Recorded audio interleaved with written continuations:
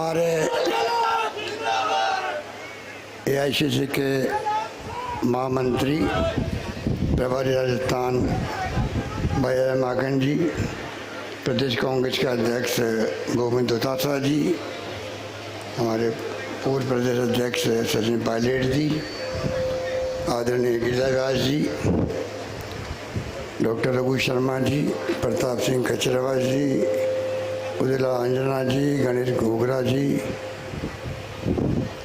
प्रमोदन भाई जी, रफीक खान साहब, हेम सिंह शेखावत अध्यक्ष सेवा दल, पुष्कर डांगी जी, लाल सिंह जी झाला जिला अध्यक्ष, तेज सिंह जी बांसी, भीम सिंह जी चुड़ावत, कुबेर सिंह जी चावड़ा, जगदीश शेमाली जी, सुरेंद्र जाड़ावत जी और हमारे वरिष्ठ नेता लक्ष्मण सिंह जी रावत साहब और हमारे कई नेता बैठे हुए हैं। भाई और बहनों, बुजुर्गों, नौजवान साथियों, मुझे आज आपके रूबरू होने का सौभाग्य मिला। हमारी बहनें माताएं सब बैठी हुई है प्रीति सक्तावत को आशीर्वाद देने के लिए। जैसे आप सब जानते हैं कि आप सबकी भावनाओं का आदर करते हुए श्रीमती सोनिया गांधी जी ने और राहुल गांधी जी ने प्रीति सक्तावत को आपके यहाँ से उपचुनाव में उम्मीदवार घोषित किया है। मेरे पूर्व वक्ताओं ने बताया आपको गजेंद्र सक्तावत किस प्रकार से हमारे बीच नहीं रहे, और मुझे भी याद है कि जब वो भर्ती थे दिल्ली के अंदर, तब भी मैं लगातार उनके संपर्क में था, उनके डॉक्टरों के संपर्क में था और लगता था बच जाएंगे वो। उस वक्त भी वो बात करते थे तो कहते थे मेरे क्षेत्र में कॉलेज बनने चाहिए। तो जो कॉलेज मैंने बाद में घोषणा करी, उसके पीछे यही कारण था कि स्वर्गवासी होने के पहले भी उनकी इच्छा थी कि मेरे क्षेत्र में कॉलेज बने। क्या कॉलेज बनी? तो कॉलेज के साथ में लंबी फहरिस्त है कि उपखंड कार्यालय बन गया, पंचायत समिति भी बन गई, निर्माण भी हो गया, नवसर्जित पंचायत समिति कुरावड़ का, कानौर में, भिंडर में, कुरावड़ में उप तहसील को तहसील में बना दिया, क्रमोन्नत कर दिया। पीएचसी खरोदा को सीएचसी रघु समानी बैठे हैं, एक झटके में उन्होंने क्रमोन्नत कर दिया। और वल्लभ नगर कस्तूरबा गांधी आवासीय विद्यालय इसी क्षेत्र शुरू हो रहा है, नया भवन बन रहा है। आईआईटी के लिए, आईटीआई के लिए भूमि आवंटन हो गई। वल्लभ नगर में छात्रावास निर्माण पर 5 करोड़ रुपए खर्च करने का तय कर लिया। और खिरोदा, मैनार, वल्लभ नगर में नवीन महात्मा गांधी अंग्रेजी माध्यमिक राजकीय विद्यालय, हमारे अध्यक्ष बैठे हैं। ये इन्हीं की सोच थी कि गांव के अंदर भी अंग्रेजी स्कूलें खुलनी चाहिए। आप देखते हो कि शहरों में जो पढ़ लिख जाते हैं, शिक्षा का ज़माना है, विज्ञान का ज़माना है, पता नहीं कितने लाखों रुपए तनख्वाह मिलती है अंग्रेजी पढ़े लिखे बच्चों को। प्रतिभाओं की कमी नहीं है, तो इन्होंने सोचा हम गांव में, कस्बों में भी अंग्रेजी स्कूल खोलें। तो महात्मा गांधी के नाम से अंग्रेजी स्कूल खोलने लगी, इंग्लिश मीडियम की। और इतनी भीड़ पड़ रही है कि लॉटरी खुलने लगनी है कि लॉटरी के माध्यम से एडमिशन दो। ये आज पूरे प्रदेश की स्थिति बन गई। करीब 1200 स्कूल बन गई है। 5000 की आबादी पे मैंने फिर घोषणा करी है कि स्कूल बन जाएगी। कहने का मतलब है कि काम की, जो अभी मेरे पूर्व वक्ता कह रहे थे, बहुत लंबी लिस्ट है। किस प्रकार सड़कों के काम, किस प्रकार जल जीवन मिशन में घर घर में पानी पहुंचाने का काम, ये खाली कोई केंद्र का नहीं है। आधा पैसा केंद्र, राज्य सरकार दे रही है इसके अंदर। तो इस प्रकार से इतने काम किए हैं कि अभी मेरे पूर्व में कहा गया आपको कि आप निश्चिंत रहें, काम की कमी नहीं आने देंगे। आज गजेंद्र सक्तावत नहीं रहा हमारे बीच में, तो हमारी ड्यूटी बन गई थी कि जो वो नहीं रहे हैं, पर फिर भी वल्लभ नगर का विकास रुकना नहीं चाहिए।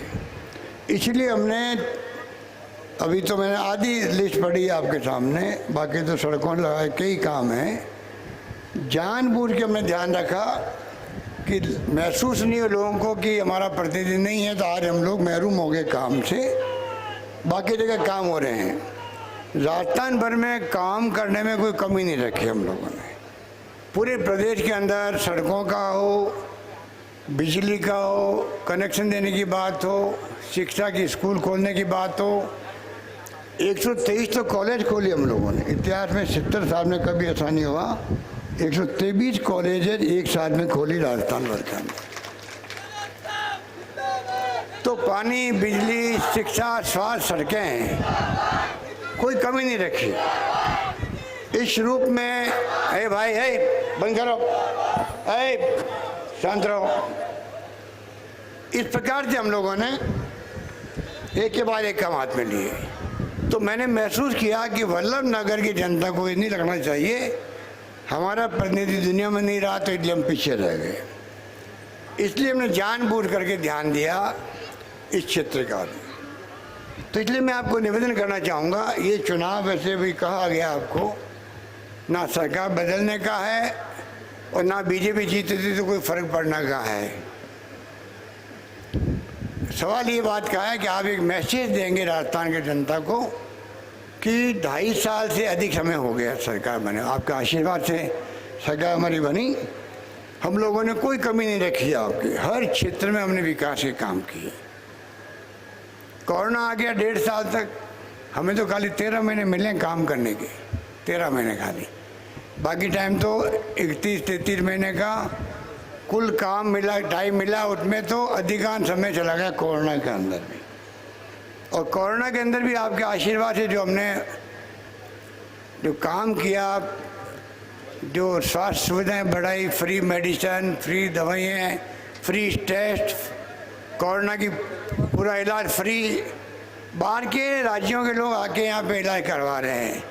हरियाणा हो, पंजाब हो, मध्य प्रदेश हो, यूपी हो, सब जगह के लोग यहाँ आके इलाज करवा रही स्थिति बन गई। भीलवाड़ा मॉडल इतना पॉपुलर हुआ हमारा कि देश में नहीं, देश के बाहर दुनिया के मुल्कों में भी राजस्थान के भीलवाड़ा मॉडल को अप्रिशिएट किया गया कि बहुत शानदार मॉडल है।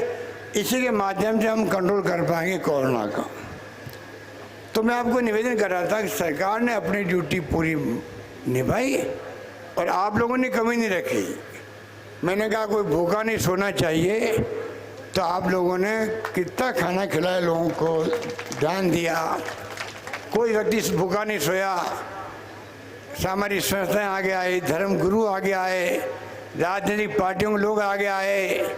जिसका जो बस चला उसने खाना खिलाने में पहला फेज था कोरोना का, तो आपने कोई कमी नहीं रखी। और दूसरी लहर आई, बहुत खतरनाक थी। वो सीधा लंग्स के अंदर, फेफड़ों में इफेक्ट होता था उसका और कई लोग मर जाते थे। ऑक्सीजन का हाहाकार मर गया। पर राजस्थान सरकार ने इस प्रकार से प्रबंधन किए जैसे कि हमारे यहाँ दुर्घटना नहीं हुई, दिल्ली की तरह, कर्नाटक की तरह, कई राज्यों में यूपी की तरह लोग ऑक्सीजन की कमी से मर गए थे।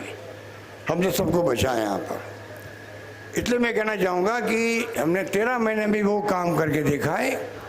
पिछला बजट हमने पेश किया, चाहे पक्ष हो चाहे विपक्ष हो,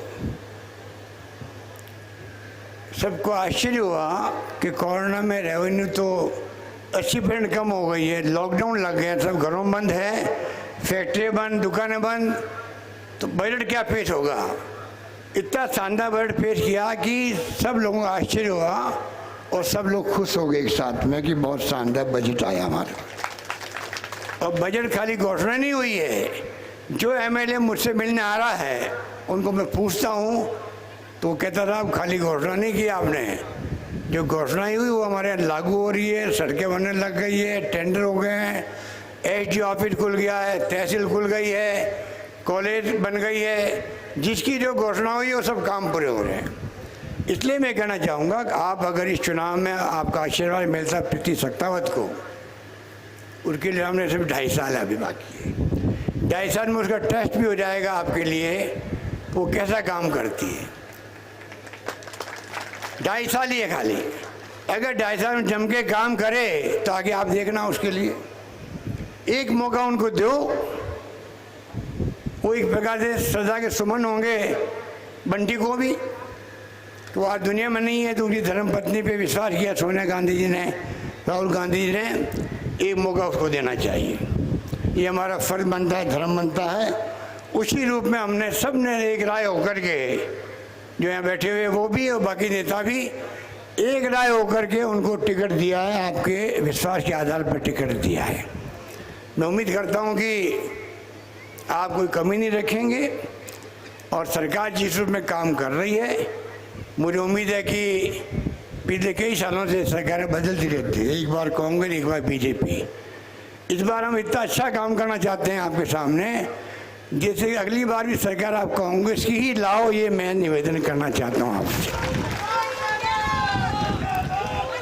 इस रूप में हमारा संकल्प है, अगर आपका आशीर्वाद रहा, सहयोग रहा, समर्थन रहा, तो आप निश्चित रहो कि हम वो काम करके दिखाएंगे जिससे कि आपका खुद का मन करे।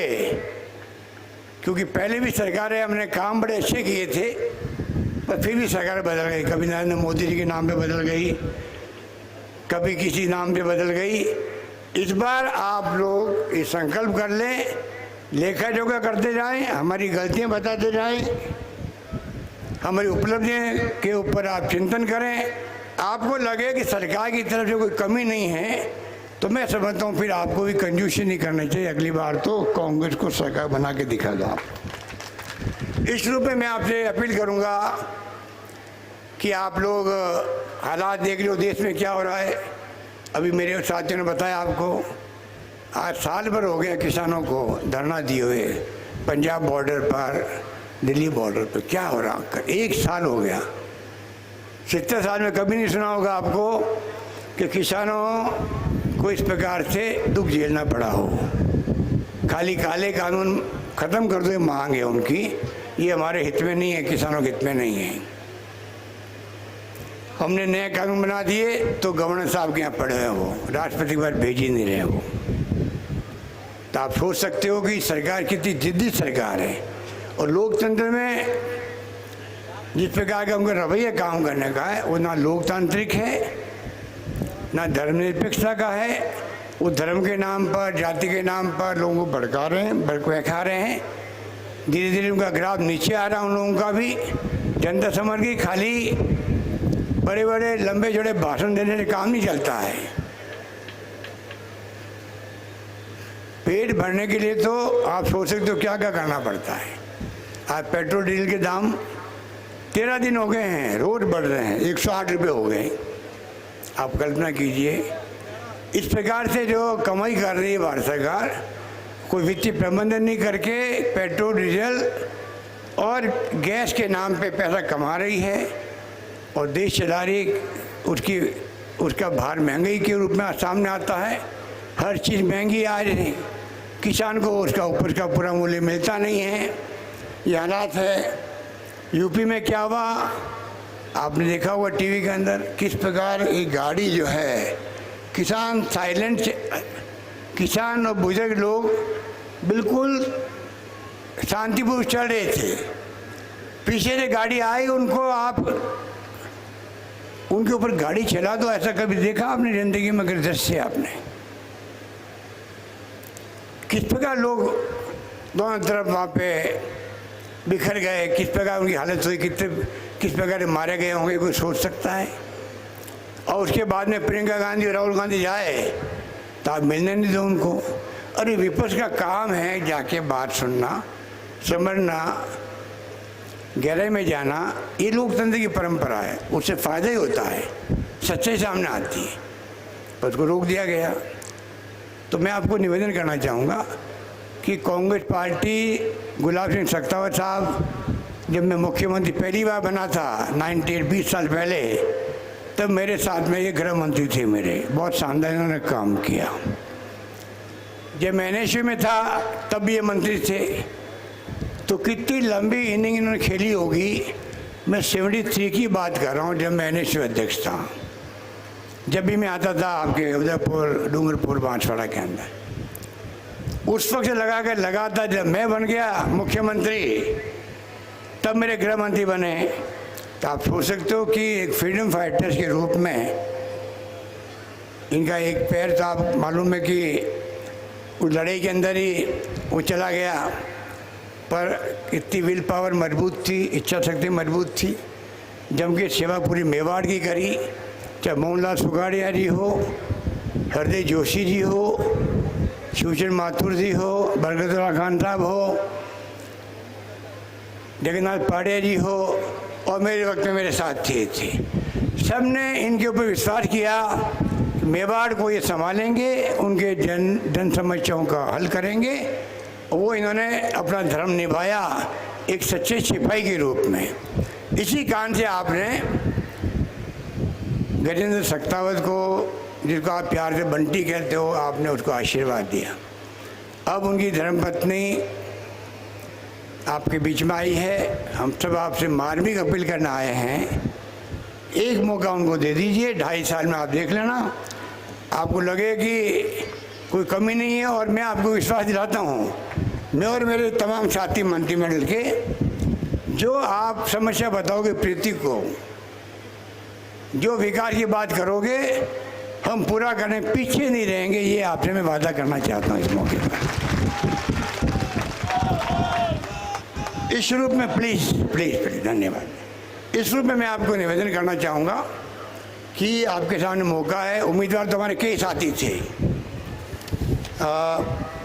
चाहे वो भीम सिंह हो, कुबेर सिंह हो, झाला साहब हो, कई लोग साथी थे। देवेंद्र जी भी टिकट मांग रहे थे, पर टिकट एक ही मिलता है, टिकट ज़्यादा मिल नहीं सकते।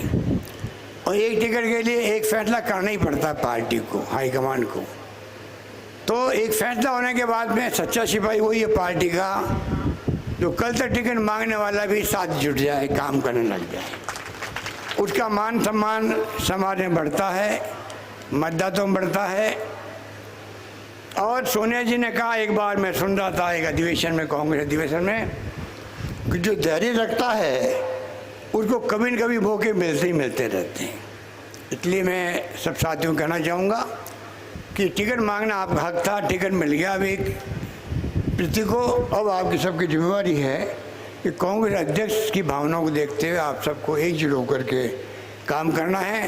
राजस्थान में कांग्रेस पार्टी एकजुट है। कई बार खबरें आती रहती अखबारों के अंदर, उन अखबारों की खबरों में आप मत जाया करो, क्योंकि कई बार तो अखबार वाले खुद ही अपनी स्टोरी बनाने के लिए लिखते रहते हैं। हमारे साथ ही खड़े हैं अखबार वाले भी। कई बार इनकी चलती भी है, कई बार ऊपर से आदेश होते हैं इनको, ऐसा इनको करना पड़ता है, ये मजबूरी भी है। और अभी तो पूरे देश में गोदी मीडिया है,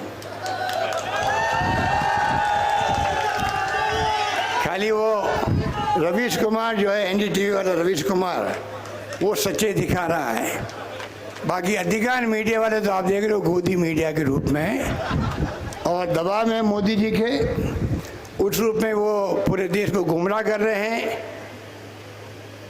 और माहौल बहुत ही अच्छा नहीं है। जुडिशरी पे हस्तक्षेप हो रहे हैं। इनकम टैक्स, सीबीआई, ईडी की तो आप देखते हो, जहाँ चुनाव होते हैं उसके पहले रेड होने लग जाती है। तो बहुत बड़े जुल्म हो रहे हैं देश के अंदर। लोकतंत्र खतरे में ये कहते हैं लोग, तो गलत नहीं कहते हैं। लोकतंत्र आज 70 साल बचा रहा, देश एक रहा, अखंड रहा। चाहे इंदिरा गांधी जी ने जान दे दी, फिर खालिस्तान नहीं बनने दिया, नहीं बोलना चाहिए हमें। पाकिस्तान के 2 टुकड़े कर दिए, बांग्लादेश बना दिया उस महान नेता ने, इंदिरा गांधी ने। वो इंदिरा गांधी थी। परमाणु विस्फोट कर दिया पोखरण के अंदर 74 के अंदर। और हमारे प्रधानमंत्री कहते हैं कि 70 साल में कांग्रेस ने क्या किया। अरे 70 साल में लोकतंत्र जिंदा नहीं रहता पाकिस्तान की तरह, तो आप प्रधानमंत्री कैसे बनते हैं? तो आप प्रधानमंत्री बने हो क्योंकि वोटों का राज कायम रहा है। और वोटों का राज में गरीब से गरीब मान के का मान सम्मान है, क्योंकि एमएलए एमपी को जाके हाथ जोड़ना पड़ता है, चाहे वो बुजुर्ग हो, महिला हो, कोई हो, आशीर्वाद मांगना पड़ता है। ये लोकतंत्र की ताकत है। इसलिए जो लफरी करते हैं, अहम घमंड में बातें करते हैं, चुनाव 2 बार जीत गए हैं और घमंड आ गया है। अब धीरे धीरे वो गांव में लोग समझने लग गए कि ये इनकी कथनी में करनी में अंतर है मोदी जी की। कब तक चलाएंगे देखते हैं। इसलिए मैं आपको आह्वान करूंगा कि राजस्थान में कांग्रेस एकजुट है और बीजेपी के अंदर 4-5 मुख्यमंत्री के उम्मीदवार हैं, 4-5। एक तो आपके उदयपुर से ही हैं, 4-5 के 6 होंगे मेरे ख्याल से। अभी प्रधानमंत्री ने एक उम्मीदवार को बना दिया अपने भाषण के अंदर। तो कांग्रेस में बीजेपी में राजनीति का फर्क है, विचारधारा का भी है, सोच का भी है, नीतियों का भी है, कार्यक्रम का भी है। कांग्रेस हमेशा छत्तीसी कौम को साथ लेके चलती है, गरीबों को, दलितों को, पिछड़ों को, किसानों को, मजदूरों को, सबको साथ लेके चलती है। ये कांग्रेस की खासियत है। इसलिए मैं आपको लंबी बात नहीं कहता हुआ, मुझे बहुत खुशी है कि आप इतने लोग शांति से बैठे हुए हो, सुन रहे हो, बड़ी संख्या में आप आए हो। हम विश्वास लेके जा रहे हैं यहाँ से, आप चुनाव में प्रीति को भारी बहुमत कामयाब करेंगे, आशीर्वाद देंगे। धन्यवाद। जय हिंद। धन्यवाद।